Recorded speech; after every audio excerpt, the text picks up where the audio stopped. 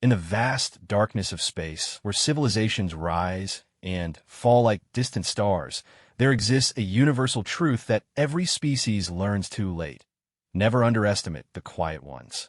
For 3,000 years, the Krillian Empire had conquered worlds with their apex predators, beasts so terrifying that entire solar systems surrendered at the mere mention of their name.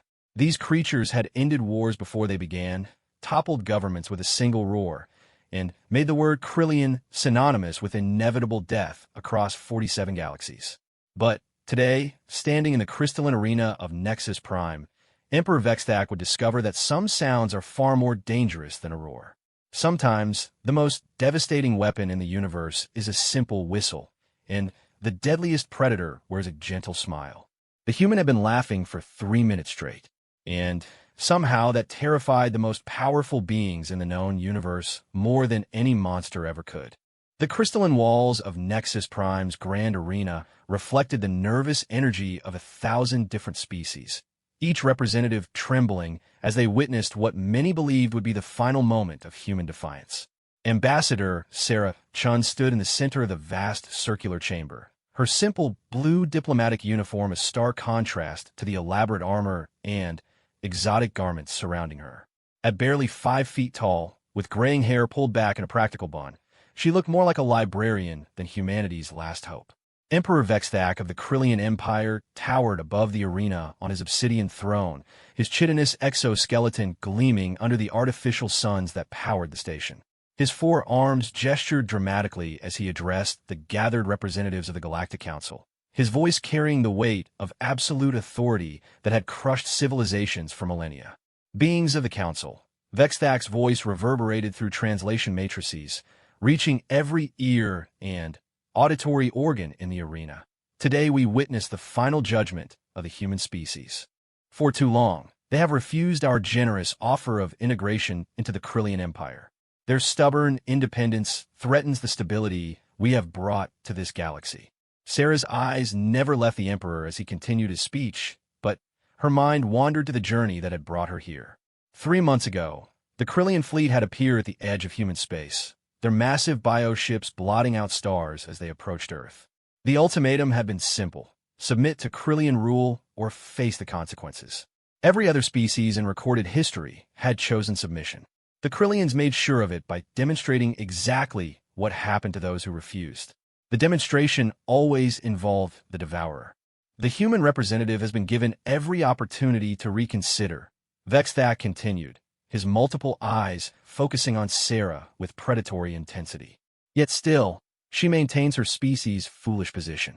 Very well, let all here witness why the Krillian Empire has never known defeat. A massive section of the arena floor began to iris open, revealing a pit that descended into darkness. The assembled representatives shifted nervously, some covering their children's eyes, others beginning to murmur prayers in languages that hadn't changed since their first encounter with Krillian power. The sound that emerged from the pit was not quite a roar, not quite a scream, but something far worse, a sound that spoke directly to the primitive fear centers of every evolved brain. Sarah felt her human colleagues in the gallery above tense with terror, but she remained perfectly still, her hands clasped behind her back in a posture of patient attention. She had read every available report on the Devourer, studied grainy footage from a dozen different surrender ceremonies, and spoken with the few survivors who had witnessed its power firsthand. She knew exactly what was coming. The creature that emerged from the pit defied easy description. Standing nearly 30 feet tall, the Devourer was a nightmare fusion of evolution's most successful killing adaptations. Its body combined the bulk of Earth's largest predatory dinosaurs with the speed of a striking serpent. 6 legs ended in claws that could shear through starship hulls, while its elongated head housed rows of crystalline teeth that glowed with bioelectric energy. Most terrifying of all were its eyes, dozens of them, scattered across its skull like stars, each one capable of independent tracking. But Sarah had seen worse things in her 63 years of life. The Devourer fixed its many gazes on the small human standing in the center of the arena, and let loose another of its reality-shaking calls. The sound waves were so powerful that several of the crystal viewing panels cracked, and more than one representative collapsed from the sheer psychic pressure. The creature began to circle Sarah with predatory grace, each step causing minor tremors in the arena floor. Vexthak leaned forward on his throne, savoring the moment. This was always his favorite part, watching the final representative of a doomed species realize the true scope of their mistake. Soon, the human would break. They always broke. Some tried to run, others attempted futile attacks, a few simply collapsed in terror. In the end, it didn't matter. The result was always the same. Sarah turned slowly to face the devourer as it completed its first circle around her. The creature was close enough now that she could feel the heat radiating from its bioluminescent scales, could smell the ozone scent of its electrical discharge capabilities. Its massive head lowered until it was level with her own, and she found herself staring into the complex galaxy of its alien eyes. For a moment that seemed to stretch into eternity, human and monster regarded each other in perfect silence. Then, Sarah Chun, grandmother of 4 and former professor of xenobiology, began to chuckle. It started as a quiet sound, barely audible over the devourer's rumbling breath. But, in the absolute silence of the arena, with every being present holding their collective breath, that small human laugh carried like thunder. Sarah's chuckle grew into full laughter, rich and genuine, the kind of sound that spoke of deep amusement rather than hysteria or madness. The devourer reared back in confusion, its predatory instincts disrupted by a reaction it had never encountered. In 3,000 years of service to the Empire, no prey had ever laughed at it. Fear, yes. Anger, occasionally. Desperate defiance, many times. But laughter? Genuine, delighted laughter? Never. Sarah wiped a tear from her eye and shook her head, her laughter finally subsiding into an amused smile. "Oh, you magnificent thing," she said, her voice carrying clearly through the arena's acoustics. "You really are impressive. But I'm afraid you're not quite what we were expecting." Emperor Vexthak's exoskeleton cracked audibly as his body tensed with rage. "Human, you face the apex predator of known space. The devourer has ended the resistance of 47 different species. Your terror should be absolute." Sarah looked up at the Emperor with the patient expression of a teacher addressing an enthusiastic but misguided student. "Oh, your devourer is certainly fearsome," she agreed. "An absolutely beautiful example of directed evolution, really. The bioelectric capabilities alone represent centuries of careful genetic manipulation. But, you see, Emperor, you've made a fundamental error in your understanding of human psychology." The devourer attempted another intimidation display, rising to its full height and spreading the membrane wings that had been folded against its back. The creature's roar shook dust from the arena's highest levels, and several representatives fled their viewing boxes entirely. But Sarah simply nodded appreciatively, as if she were observing an interesting museum exhibit. "The problem," Sarah continued conversationally, "is that you've assumed fear would be our dominant response. But humans have a very different relationship with predators than most species. We don't just fear them. We study them, we admire them, and sometimes we make friends with them." She turned back to the devourer, which had lowered its head again, seeming almost puzzled by her lack of appropriate terror. Sarah slowly reached into her jacket pocket, moving with deliberate care to avoid triggering any aggressive responses. What she withdrew caused a collective gasp from the assembled representatives. It was a simple wooden whistle, carved from what appeared to be ordinary earth oak. "You see," Sarah explained as she examined the whistle with professional interest, "humans have been partnering with predators for over 30,000 years. We learned long ago that the most dangerous creatures often make the most loyal friends, once you understand how to speak their language." Emperor Vexthak's forearms began to gesture frantically. "Guards, stop her. She cannot be allowed to," but Sarah had already placed the whistle to her lips. The sound that emerged was nothing like the devourer's reality-shaking roar. It was a clear, pure note that seemed to cut through the arena's artificial atmosphere like a blade through silk.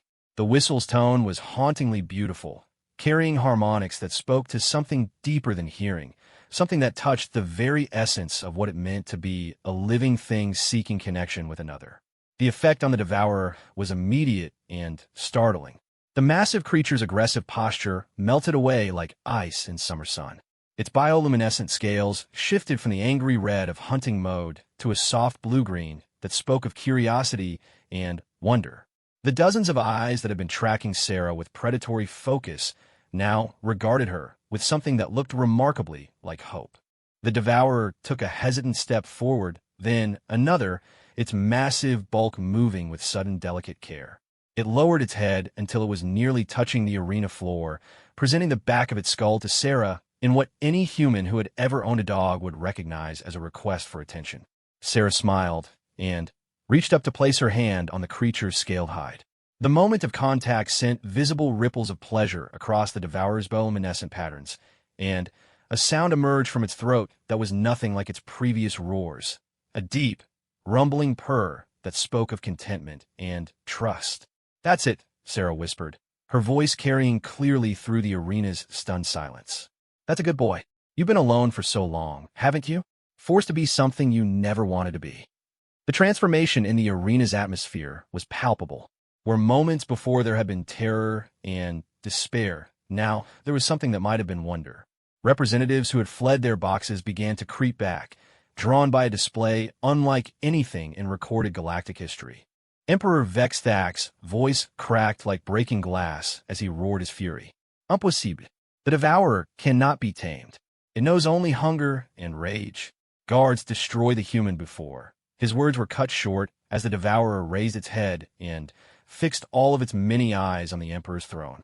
The sound it made now was nothing like its earlier roars, but it was infinitely more threatening, a low, rumbling growl that promised consequences for anyone who might harm its new friend. Sarah scratched behind what might have been the creature's ears, earning another wave of pleased bioluminescence. "I'm afraid your devourer was never really yours, Emperor. Forced submission isn't the same as loyalty, and humans learned long ago that love is always stronger than fear."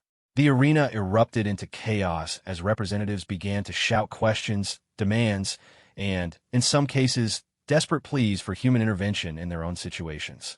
But Sarah's attention remained focused on the magnificent creature before her, seeing not a weapon of terror, but a being that had finally found someone who understood its true nature.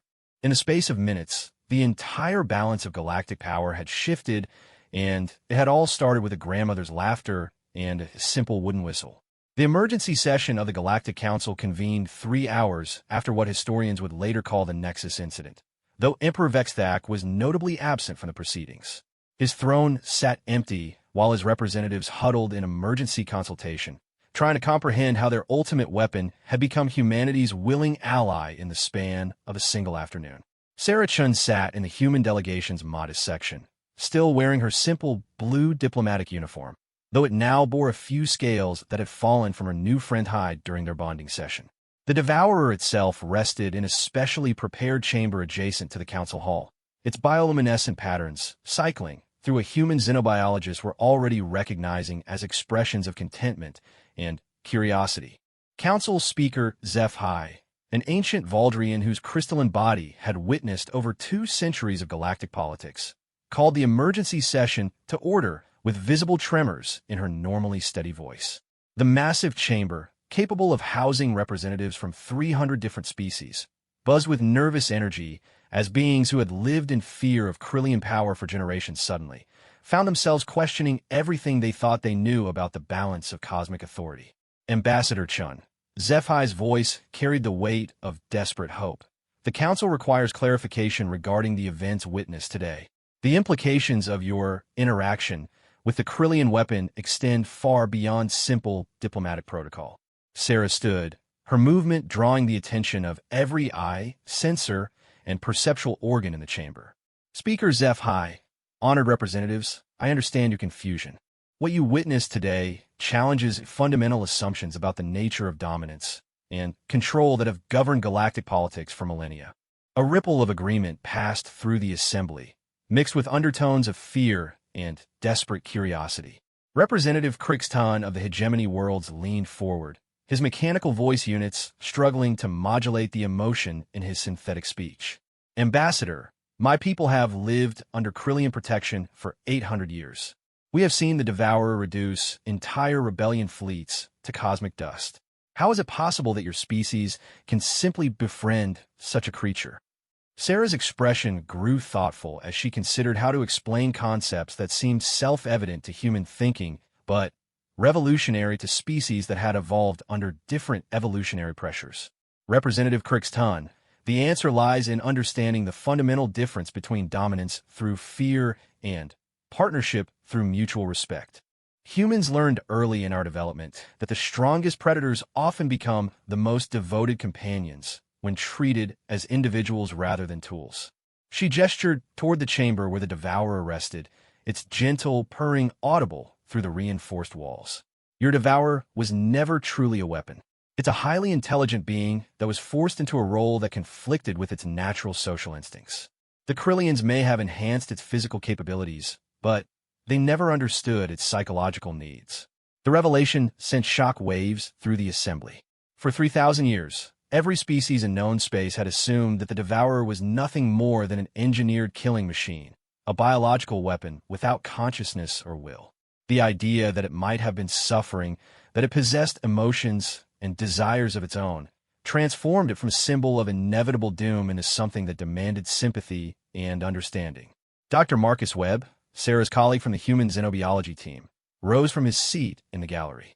If I may, Speaker HFY, we've been conducting preliminary scans of the devourer since the bonding event. Our findings are remarkable. The council speaker gestured for him to continue, her crystalline features reflecting the desperate hope of beings who had lived their entire lives under the shadow of Krillian power. The creature's neural activity patterns show clear evidence of complex emotional states, Webb explained, his voice carrying the excitement of genuine scientific discovery. More importantly, we've detected what appears to be chronic stress indicators that have been present for decades, possibly centuries. The devourer has been in a state of psychological distress for most of its existence. Representative Veltar of the aquatic communes, speaking through a water-filled communication tank, added her own observations.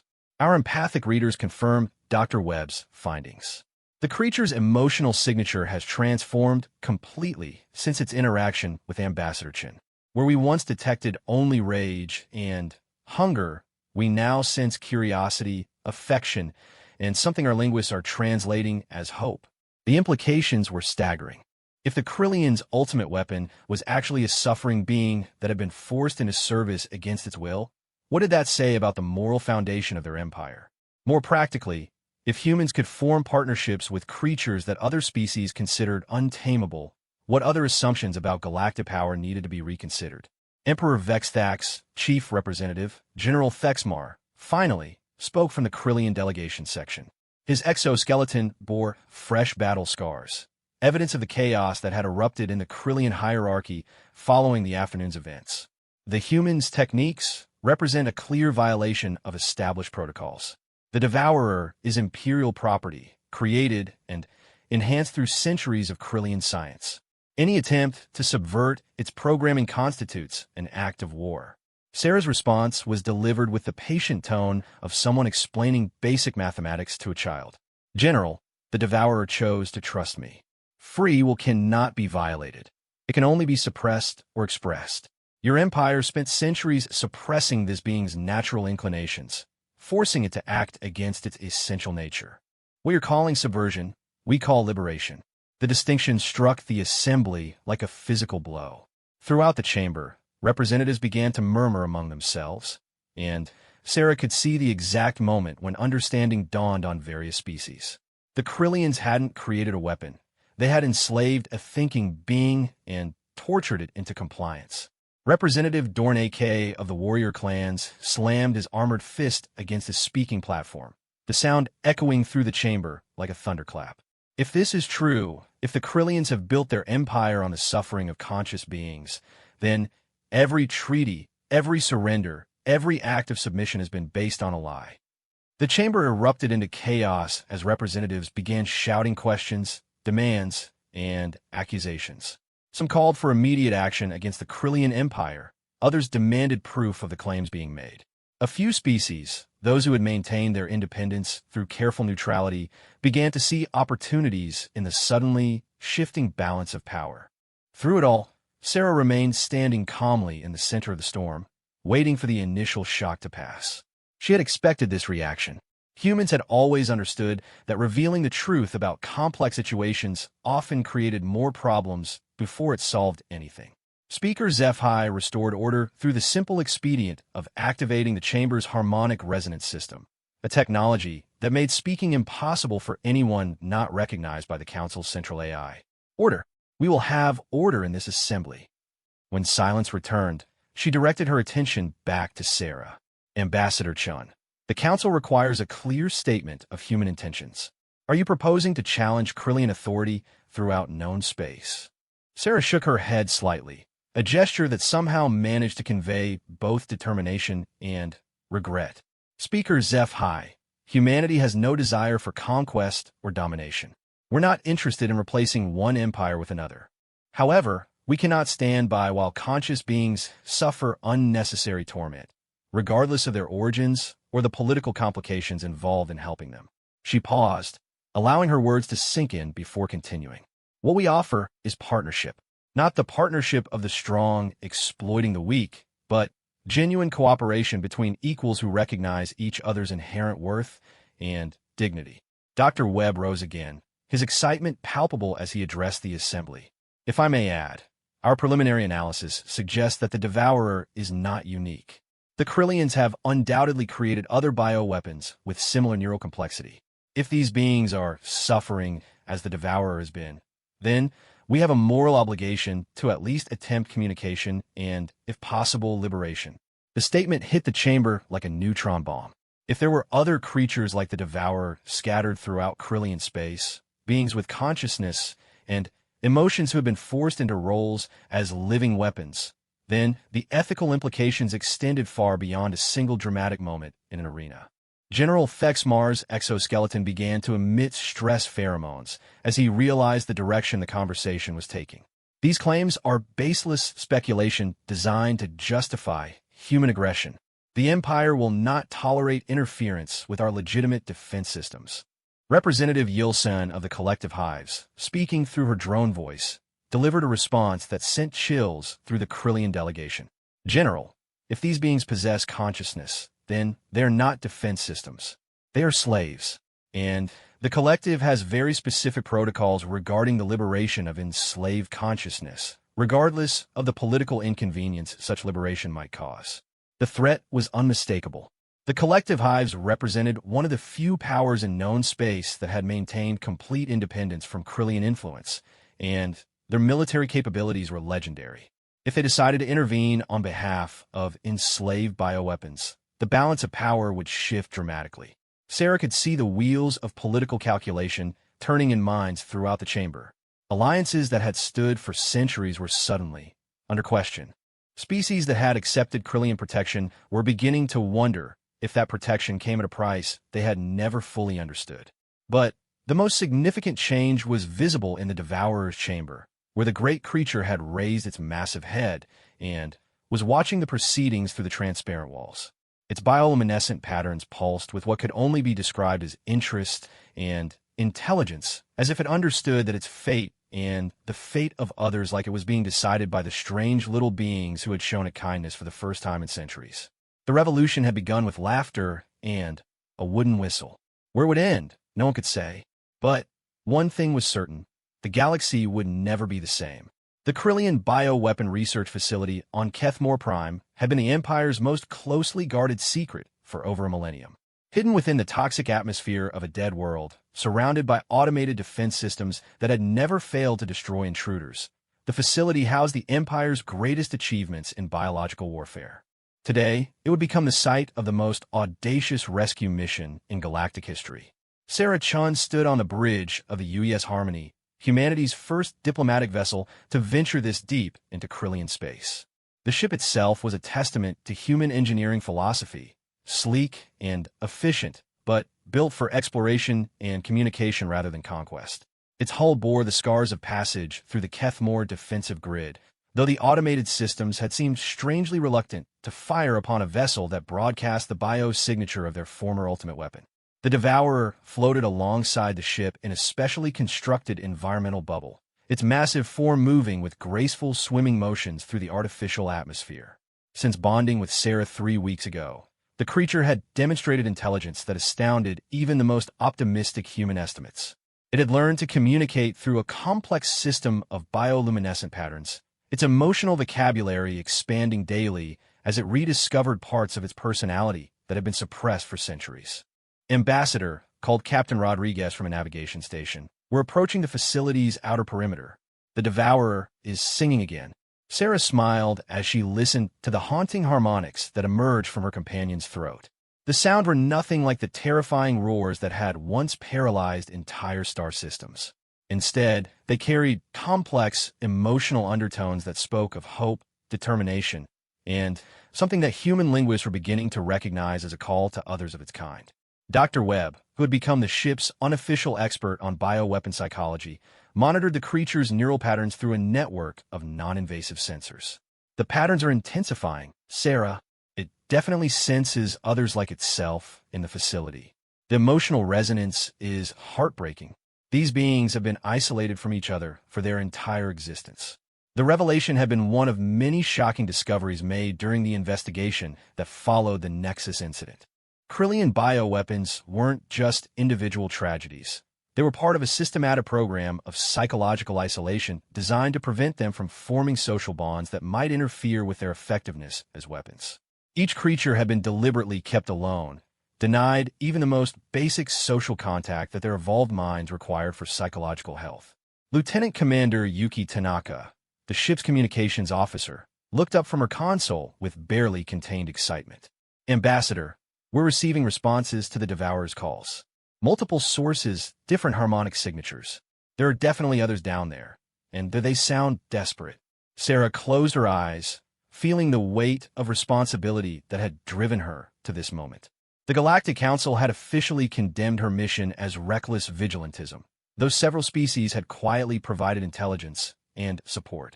The collective hives had been more direct in their assistance, providing the advanced shielding technology that had allowed the Harmony to survive passage through the Kethmore defense grid. How many are we detecting, Lieutenant? Sarah asked, though she suspected she didn't want to know the answer.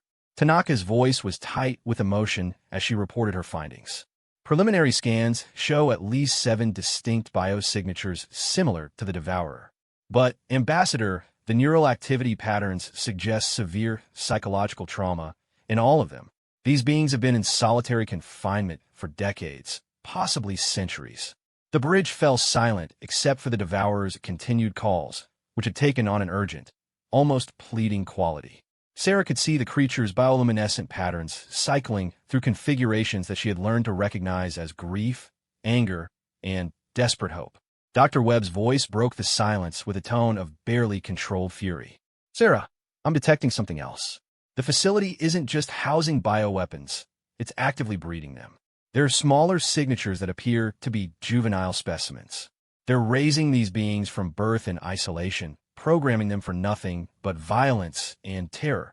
The revelation hit Sarah like a physical blow. She had known that the Krillian Empire was built on cruelty and oppression, but the systematic torture of conscious beings from infancy represented a level of evil that challenged her faith in the possibility of peaceful resolution. Captain Rodriguez, a veteran of humanity's first contact wars, spoke with the grim determination of someone who had seen too much suffering. Ambassador, the facility's defenses are powering up. They know we're here. How do you want to proceed? Sarah looked out at the Devourer, whose massive form was now pulsing with agitated bioluminescence as it sensed the distress of its imprisoned kin. The creature's eyes met hers through the bridge viewport, and she saw in them a reflection of her own determination to right an ancient wrong. Open a channel to the facility, she ordered. Let's see if we can resolve this without violence.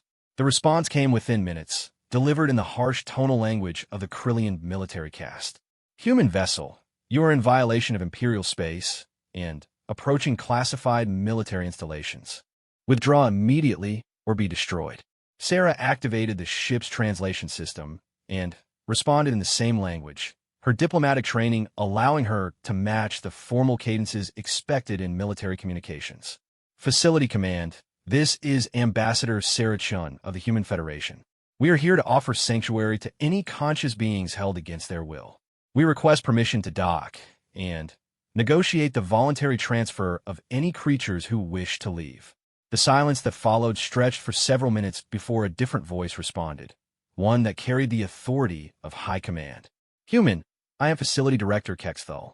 Your request is impossible. These beings are Imperial property, created for Imperial service. They cannot be surrendered to alien influence. Dr. Webb activated his own communication interface, his scientific excitement overriding diplomatic protocol. Director, we have evidence that these beings possess complex emotional and intellectual capabilities.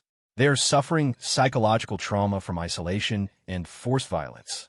As conscious entities, they have the right to choose their own fate. Kexthal's response crackled with indignation. These creatures are weapons, nothing more. They exist to serve the Empire's needs. Your human sentimentality is irrelevant. Sarah was about to respond when the Devourers suddenly began producing a new sound, something that sent chills down the spine of every human on the bridge. It wasn't exactly speech, but it carried unmistakable meaning, a combination of rage, grief, and desperate love that transcended language barriers. Lieutenant Tanaka's eyes widened as she monitored the communication channels. Ambassador, the other creatures in the facility are responding. They're trying to break free. Internal alarms are sounding throughout the complex. The tactical display suddenly erupted with new contacts as massive biosignatures began moving through the facility's containment levels. The imprisoned creatures, hearing the call of their freed brother for the first time in their existence, were attempting to escape their bonds. Director Kexthal's voice returned to the channel, now carrying notes of genuine panic. Human vessel, recall your creature immediately. You have triggered a containment breach. If these beings escape, they will destroy everything on this world. Sarah felt a moment of doubt as she considered the possibility that she had miscalculated, that the imprisoned creatures might indeed be too damaged or dangerous to safely release. But then she looked at the Devourer, whose bioluminescent patterns now pulsed with an urgency that spoke of desperate concern for others in pain. Director, she replied, these beings aren't trying to destroy anything. They're trying to reach each other. They're social creatures who have been kept in isolation for their entire lives. What you're seeing isn't aggression. It's desperation for contact with their own kind. Dr. Webb confirmed her assessment through his neural monitoring equipment. The emotional resonance patterns are consistent with reunion behavior, not attack preparation. These creatures are trying to form the social bonds that were denied to them. Captain Rodriguez checked the ship's defensive systems as energy signatures began building throughout the facility. Ambassador, whatever we're going to do, we need to do it fast. The Krillians are powering weapons systems that could level half the planet. Sarah made her decision with the swift certainty that had made her one of humanity's most effective diplomats. All hands, prepare for emergency beam out. We're going to extract every conscious being from that facility, whether the Krillians agree or not. The Devourer seemed to understand her intention, its bioluminescent patterns shifting to configurations that spoke of gratitude and fierce determination. The creature began producing a new sound, something that resonated through the ship's hull and reached every corner of the facility below, a call that promised rescue, protection, and an end to centuries of lonely suffering. What happened next would be remembered as either the greatest rescue mission in galactic history or the beginning of a war that would reshape the known universe. But for the creatures trapped below, finally, hearing the voice of one of their own promising that their nightmare was ending, it was simply the first moment of hope they had ever experienced. The revolution that had begun with laughter and a wooden whistle was about to become something far larger than anyone had imagined. The sanctuary world of Haven's Rest had never seen anything like the arrival of the rescued bioweapons. What had once been a peaceful agricultural colony at the edge of human space was now home to the most extraordinary rehabilitation project in galactic history. 7 massive creatures, each one capable of destroying entire fleets, now wandered freely through specially constructed habitats designed to heal centuries of psychological trauma. Sarah-chan walked slowly through the central meadow, watching as the creature she had first met in the arena of Nexus Prime interacted with his newly discovered family. The Devourer, who had chosen the human name, Echo, for the way his songs carried across the landscape, was teaching a smaller female how to produce the harmonic frequencies that had become their species' natural language of emotion and connection. Dr. Webb approached with his ever-present datapad, though his clinical detachment had long since given way to genuine affection for their unusual patients. The psychological progress continues to astound me, Sarah. In just 2 months, we've seen these beings rediscover cognitive abilities that the Krillians never suspected they possessed. They're not just intelligent, they're brilliant. The evidence was undeniable.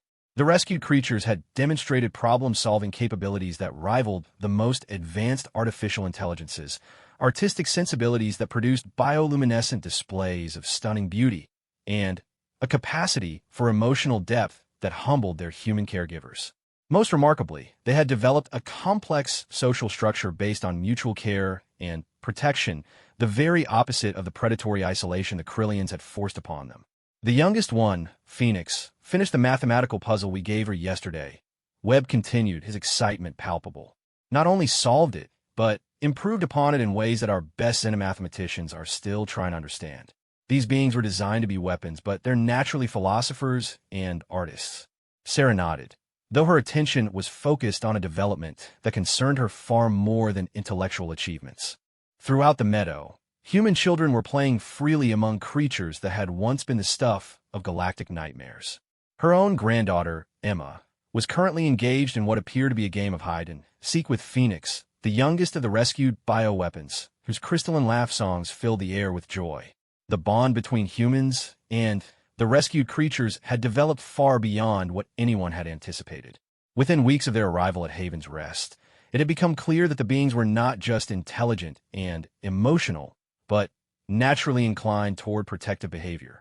They had appointed themselves guardians of the human children, displaying a fierce but gentle devotion that transformed them from weapons of war into what could only be described as the ultimate companions. "Sarah," called Captain Rodriguez as he approached through the morning mist, "we're receiving priority communications from the Galactic Council. The situation is complicated." Sarah sighed, knowing that the outside universe had not paused while they worked to heal the psychological wounds of centuries. The rescue of the bioweapons from Kethmore Prime had triggered a cascade of events that was reshaping galactic politics on a scale not seen since the founding of the Krillian Empire. "Let me guess," she said. "More species are demanding human assistance in liberating bioweapons from Krillian facilities." Rodriguez nodded grimly. 17 different governments have formally requested intervention. The Collective Hives has offered military support for additional rescue operations. And there are reports of spontaneous uprisings on Krillian colony worlds where the local populations have learned about what we discovered. The unintended consequences of their mission to Kethmore Prime had been staggering. News of the rescue had spread throughout known space faster than any official communication network could carry it, transmitted through the informal channels that connected oppressed populations across the galaxy. For the first time in 3,000 years, ordinary beings were beginning to question Krillian authority, and the Empire was struggling to contain the growing dissent. "There's more," Rodriguez continued. "Intelligence reports suggest that the Krillians are accelerating their bioweapon production programs. They're trying to create new creatures faster than we can rescue existing ones, and they're implementing more severe psychological conditioning protocols to prevent future bonding incidents." Sarah felt a surge of anger at the thought of more conscious beings subjected to deliberate torture in response to their rescue efforts. But before she could respond, Echo approached with his characteristic gentle grace, lowering his massive head to receive the scratch behind his sensory ridges that had become their daily greeting ritual. The creature's bioluminescent patterns conveyed complex emotions that Sarah had learned to read with increasing fluency. Today, she saw determination mixed with sadness, and something that looked remarkably like strategic planning. "What is it, my friend?" she asked, knowing that Echo understood human speech even if he couldn't produce it himself. Echo's response came in the form of a low, complex song that brought all the other rescued creatures moving toward them across the meadow. "DR." Webb activated his translation interface, though the emotional undertones of bioweapon communication often transcended literal meaning. "He's expressing concern for others still imprisoned," Webb translated. "But there's something else, a proposal of some kind. The Harmona pattern suggests he has an idea for helping without risking human lives." Sarah felt her heart rate increase as she realized the implications of what Echo might be suggesting. "You want to go back, don't you? You want to help rescue the others yourself."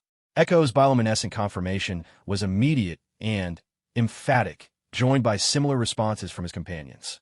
The rescued creatures had found peace and healing at Haven's Rest, but they could not ignore the suffering of others like themselves. Phoenix, the youngest of the group, approached and began producing her own harmonic response. Her message was simpler but no less powerful. a melody that spoke of sisterhood, duty, and the absolute refusal to abandon family members in need. Dr. Webb looked up from his translation interface with wonder in his voice. Sarah, they're not just offering to help with rescues. They're proposing to form a liberation network that could operate independently of human support. They want to free their entire species from Krillian control. The proposal was both inspiring and terrifying. These beings, who had been bred as weapons but revealed themselves as gentle guardians, were now volunteering to become something unprecedented in galactic history, an army dedicated not to conquest, but to the liberation of their own kind. The risks would be enormous, Rodriguez pointed out. If the Krillians capture any of them, we don't know what kind of conditioning or punishment they might face. And there's no guarantee that other bioweapons would respond the same way Echo did to human contact. Sarah studied Echo's expression, seeing in his multiple eyes the same determination that had driven her to risk everything in the arena of Nexus Prime. These beings had spent their entire existence as pawns in someone else's war. Now they were asking for the chance to choose their own battles, to fight for something they believed in rather than something they had been forced to serve. There is another consideration, Webb added quietly. The psychological profiles suggest that these beings need a sense of purpose, something beyond simple survival or comfort. They were designed to be protectors, and denying them the opportunity to protect others might cause its own form of psychological damage. Emma, Sarah's granddaughter, looked up from her game with Phoenix and asked the question that cut to the heart of the matter with the clarity that only children possessed. Grandma Sarah, if Phoenix's brothers and sisters are still trapped and scared, shouldn't we help them? Phoenix would help us if we were trapped. Sarah looked around the meadow at a scene that represented everything good about the path humanity had chosen. Children playing safely under the protection of beings who had once been instruments of terror, former weapons discovering joy and purpose through connection and care, and the beginning of healing for wounds that had festered for centuries. But beyond the peace of Haven's Rest, she knew that hundreds of conscious beings remained trapped in isolation and suffering, while their Krillian masters worked frantically to create even more efficient methods of psychological control. Echo approached and gently touched her shoulder with one massive claw, his bioluminescent patterns forming configurations that had become their private language of friendship and trust. His message was clear. He understood the risks, accepted them willingly, and trusted her to make the right decision for all of them. Sarah took a deep breath and made the choice that would transform their small rescue mission into the beginning of a galactic revolution. Echo, my friend, if you and your family are truly committed to this path, then humanity will support you. But we do this together as partners, not as masters sending you into battle. The response from all 7 creatures was immediate and overwhelming, a harmonic chorus of gratitude, determination, and fierce joy that echoed across the meadow and beyond, carrying a promise that would soon reach every corner of known space. The Liberation War had begun, led not by conquerors seeking territory, but by former slaves demanding freedom for their people. And it had started, like everything else in this strange and wonderful adventure, with trust between species that had learned to see each other not as weapons or tools, but as friends. The throne room of the Krillian Imperial Palace had never witnessed defeat. For 3,000 years, it had been the place where conquered species knelt in submission, where the greatest warriors of 100 worlds acknowledged the supremacy of the Empire, where the word impossible had been permanently banished from the vocabulary of those who dared enter its obsidian halls. Today, Emperor Vexthak sat upon his ancient seat of power and watched that 3,000-year tradition crumble into cosmic dust. The holographic displays surrounding his throne showed the same impossible scene repeated across 47 different star systems. Krillian bioweapons, the ultimate expression of imperial might, turning against their masters with coordinated precision that spoke of intelligence, planning, and something that the Emperor had never believed possible: hope. General Thexmar, his exoskeleton bearing fresh scars from the rebellion spreading throughout the military caste, delivered his report with the hollow tone of a being whose entire worldview had collapsed. Majesty, we have lost contact with another 12 facilities. The pattern is consistent. The bioweapons respond to harmonic frequencies broadcast by liberated specimens, break their conditioning protocols, and then systematically disable all containment and control systems before departing to unknown coordinates. Vexthak's forearms clenched into fists as he processed the scope of the disaster. In 6 months, the Empire had lost more military assets than in the previous 3 centuries of expansion. Worse, the psychological impact was spreading beyond the bioweapon facilities. Regular Krillian forces were beginning to question orders, civilian populations were demanding explanations for the Empire's suddenly revealed cruelties, and subject species throughout known space were organizing resistance movements inspired by humanity's example. And the humans? The Emperor asked, though he already knew the answer would bring no comfort. They continue to provide sanctuary for liberated bioweapons and have established rehabilitation centers throughout their territory, Thexmar replied. Intelligence reports suggest they're also providing advanced medical and psychological support that's allowing the creatures to recover capabilities that our own scientists claimed were impossible. The irony was bitter beyond endurance. The Krillians had spent centuries breeding and conditioning their bioweapons to be perfect killers, only to discover that humans could transform them into something far more dangerous. Thinking beings with their own agenda, who remembered every moment of suffering they had endured. Majesty, interrupted Intelligence Coordinator Rixvel, we're receiving a priority transmission from the human vessel Harmony. Ambassador Chun requests permission to address you directly. Vexthak considered ordering the communication destroyed, but curiosity overcame imperial dignity. The small human female who had triggered this cascade of catastrophe had become perhaps the most significant individual in galactic history. What could she possibly have to say now that the Empire was collapsing around him? Accept the transmission, he ordered. Sarah Chen's image materialized in the center of the throne room, her simple blue diplomatic uniform unchanged despite the months that had passed since their first encounter. She appeared to be standing in some kind of garden, with flowering plants from dozens of different worlds creating a backdrop of natural beauty that contrasted sharply with the stark military architecture surrounding the Emperor. Emperor Vexthak, she began, her voice carrying the same patient tone she had used in the arena of Nexus Prime. I hope this communication finds you well. Human, the Emperor replied. Your diplomatic pleasantries ring hollow when delivered from the heart of a rebellion that has cost my empire countless resources and destabilized our entire civilization. Sarah nodded acknowledgement of his point, but her expression remained calm. I understand your anger, Emperor. No one enjoys watching the foundations of their world shift beneath their feet. But I'm not contacting you to gloat about your losses or to deliver ultimatums. I'm here to discuss the future. Vexthak's exoskeleton cracked audibly as tension built in his frame. What future could you possibly envision, Ambassador? Your actions have unleashed chaos throughout known space. The order we built over millennia lies in ruins. The order you built, Sarah replied gently, was founded on the suffering of conscious beings who never chose to serve your empire. That kind of foundation was always temporary, Emperor. We simply helped it fall a little faster than it might have naturally. Behind Sarah, movement caught the Emperor's attention. A massive bioluminescent form approached, moving with the graceful care that had once been reserved for stalking prey, but now seemed to express protective affection. The creature that had been the Empire's ultimate weapon now served as a gentle guardian for human children who played fearlessly around its feet. What do you want, human? Vexthak asked, exhaustion creeping into his voice. I want to offer you the same choice we've offered everyone else, Sarah replied. Partnership instead of domination. Cooperation instead of conquest. A chance to build something better than what came before. The Emperor's laugh was sharp and bitter. Partnership?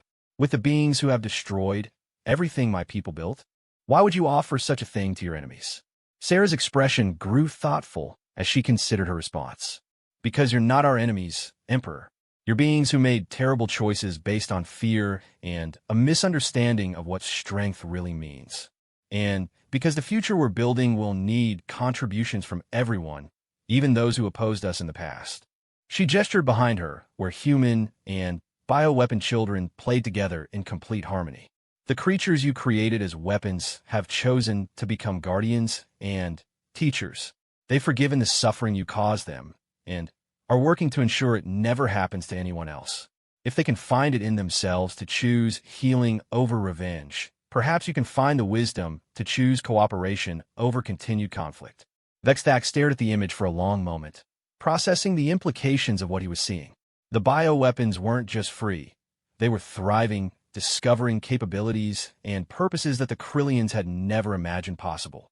More importantly, they had chosen not to use their liberation as an excuse for vengeance against their former captors. What would such a partnership entail? He asked finally. Full disclosure of all bioweapon creation programs, assistance in locating and liberating remaining specimens, and participation in developing new ethical guidelines for genetic engineering throughout known space, Sarah replied. In exchange, the Krillian Empire would receive full membership in the Galactic Rehabilitation Council and access to the scientific discoveries that have emerged from our research into bioweapon psychology and capabilities. General Thexmar's protest was immediate and vehement. Majesty, we cannot surrender our military secrets to these aliens. The security of the Empire, Vexthak interrupted quietly. Into the moment our ultimate weapons chose to trust a grandmother with a wooden whistle instead of the beings who created them. The truth of that statement settled over the throne room like a physical weight. All of the Empire's technological advantages, all of their carefully constructed systems of control and intimidation had been rendered meaningless by the simple act of treating conscious beings with kindness and respect. Sarah's voice continued, carrying notes of genuine hope. Emperor, your scientists created marvels of biological engineering, but they focused so intently on making perfect weapons that they accidentally created perfect companions. Imagine what they could accomplish if they applied that same brilliance to healing instead of harming, to building instead of destroying. Behind her, Echo approached and gently touched Sarah's shoulder, his bioluminescent patterns forming configurations that spoke of trust, affection, and the quiet confidence of a being who had found his true purpose. The contrast with the rage and terror he had once embodied was so complete that it seemed like watching an entirely different species. Vexthak thought of the reports flooding in from throughout the Empire. Stories of bioweapons using their enhanced capabilities to protect civilians from natural disasters, to solve complex engineering problems, to create art forms that transcended anything previously imagined. The creatures bred to end civilizations were instead helping to build new ones. Your offer, he said slowly, assumes that the Empire can survive the transition you propose. The psychological and social disruption alone will be enormous, Sarah agreed. Changing foundational assumptions about the nature of power and authority always is. But the alternative is the complete collapse of everything your people have built, followed by centuries of chaos as various factions fight over the remnants. This way, you have a chance to guide the transformation and help create something better. Coordinator Rixvel stepped forward with visible urgency. Majesty, we're receiving reports of additional uprisings throughout the core worlds. The rebellion is spreading faster than our forces can contain it. If we're going to accept the human proposal, we may need to do so quickly to retain any negotiating position at all. Vexthak closed his multiple eyes and contemplated the choice before him. He could continue fighting a war against beings who had chosen forgiveness over vengeance, cooperation over conquest, healing over harming. Or he could acknowledge that perhaps, after 3,000 years of rule through fear, it was time to learn what rule through respect might accomplish. When he opened his eyes again, he saw Sarah Chun waiting patiently for his decision, flanked by creatures that had once been instruments of his will and were now symbols of hope for billions of beings throughout known space. Ambassador Chun, he said formally, the Krillian Empire accepts your proposal for partnership. I acknowledge that our previous methods were flawed and are prepared to learn better approaches to governance and scientific development. Sarah's smile transformed her face, revealing the genuine joy of someone who had hoped for exactly this outcome despite all the reasons to expect otherwise. Emperor, I believe this marks the beginning of the most exciting chapter in galactic history. Your people's scientific capabilities, combined with humanity's social development techniques and the wisdom of our liberated friends, could create wonders that none of us can imagine. As the transmission ended and the throne room returned to its normal obsidian silence, Vexthak reflected on the strange path that had brought them to this moment. A single human grandmother had walked into his arena armed with nothing but laughter and a wooden whistle, and in the space of months had transformed the greatest empire in galactic history into something unprecedented, a civilization based on partnership rather than domination. The revolution was complete, One not through force of arms or superior technology, but through the simple recognition that conscious beings deserved to choose their own destiny. And it had all started with the sound of genuine laughter in the face of what everyone assumed was certain death. Perhaps, Vexthak thought, as he began planning the Empire's transformation, humans understood something about strength that the rest of the galaxy was only beginning to learn. Perhaps the deadliest weapon in the universe wasn't a bioengineered monster or a planet-killing starship. Perhaps it was kindness, offered freely to those who had never received it before. The galaxy would never be the same. And for the first time in 3,000 years, that was a reason for hope rather than fear.